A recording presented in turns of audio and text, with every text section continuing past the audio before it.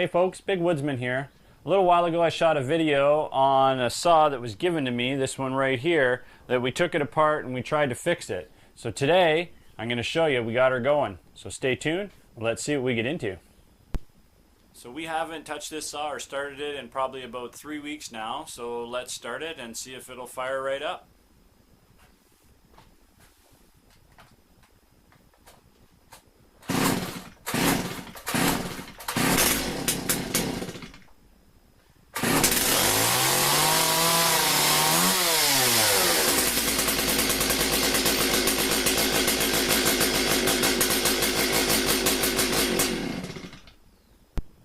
So the saw has been sitting for about 3 weeks now. We haven't touched it, we haven't started it. That's the first time we've started it in a few weeks. Took a few pulls, but it started up, fired right up nicely.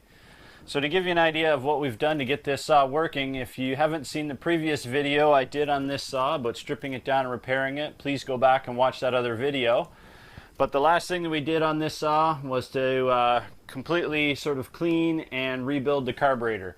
So you can buy a carb kit for about 25 bucks. It's pretty inexpensive. So what we ended up doing was pulling the carburetor off it. We took all the diaphragms out of it, put new diaphragms, cleaned it all up. Turns out the needle valve, the jet that's in the carburetor, was completely plugged with varathaned up, shellacked up gas. So it's been sitting so long, it's bound to happen. It happens to most things when you sit it with gasoline in it. So that's what ended up happening. We had to soak that in carb cleaner for a few days. We ended up taking a really small needle and sort of poking out that debris that was in there, blowing it with compressed air, and we finally got it going. With that new needle jet opened up, clear pathway there, we got new diaphragms in it, the carburetor reset, tuned. As you can see, saw runs beautifully. So today, now that we've got it all running, everything's good, we have our ripping chain on it. One of our subscribers has commented to me that he wants to know how to use a mechanical sharpening device. One that Oregon gives or Stihl gives. In this case, I've got one made by Granberg. So we're going to go ahead and we're going to put that on the bar, and I'm going to show you how to set that up so you can sharpen your chain. So here we have our filing jig, our mechanical jig, and we're going to set that over top of the teeth.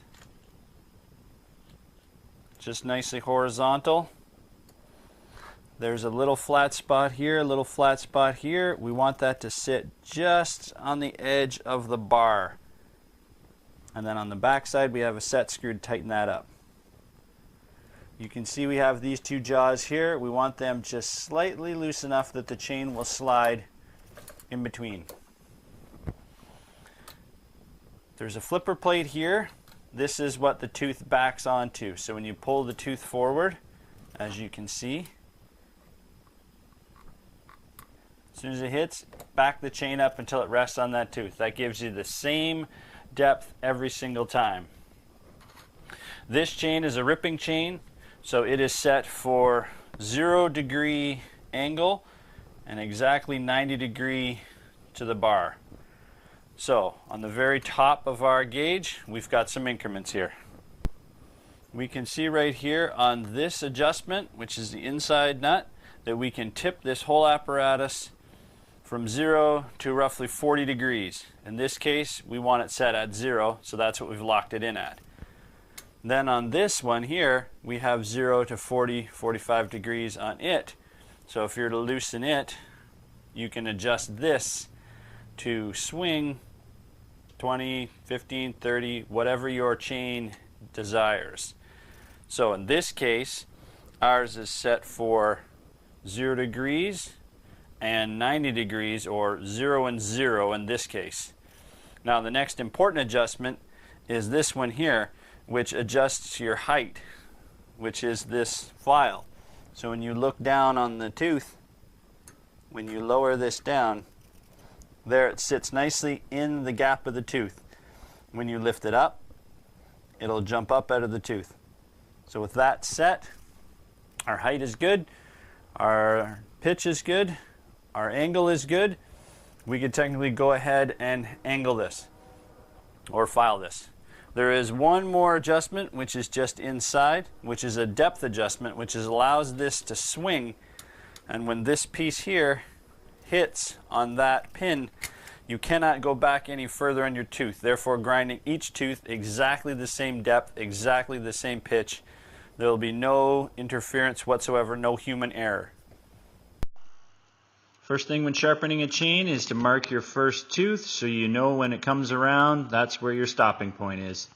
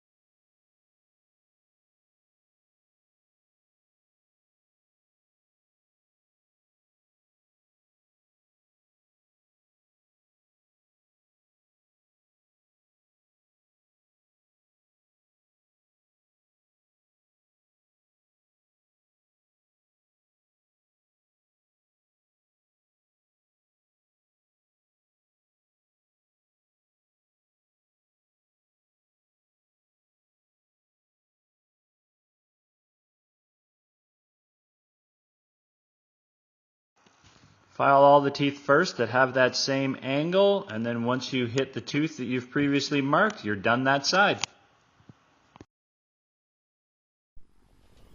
So now that we have the left side teeth done, the chipper tooth and the cutter tooth, we can now take our saw, turn it in the vise, and we can reset our jig for doing the other side.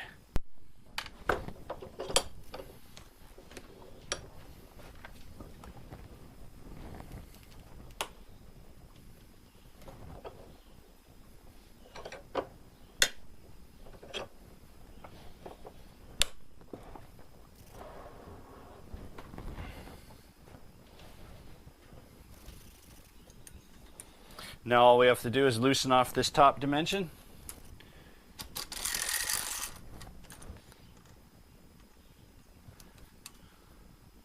In this case, we're going to set it for 0 to start our first tooth.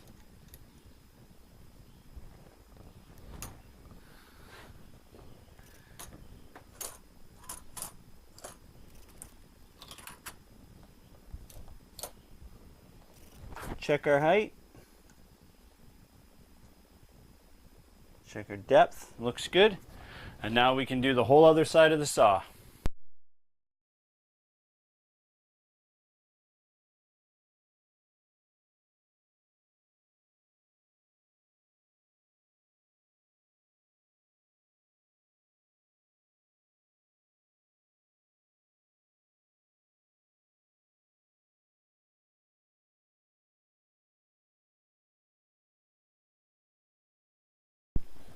So there's all the chisel teeth done. Now we're going to move it ahead to the next tooth, and we're going to set our guide for 30 degrees so we can actually sharpen the next set of teeth.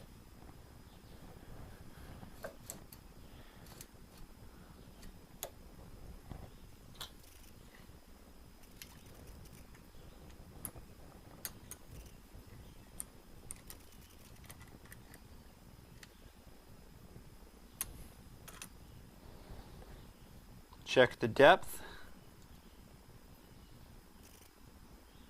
Check the stop. And now we're good to go. Remember, when sharpening chainsaws, you really do want to wear gloves. I'm not wearing gloves because it's going to block the image for you. But to give you an idea, always wear gloves. Keep your fingers happy and safe.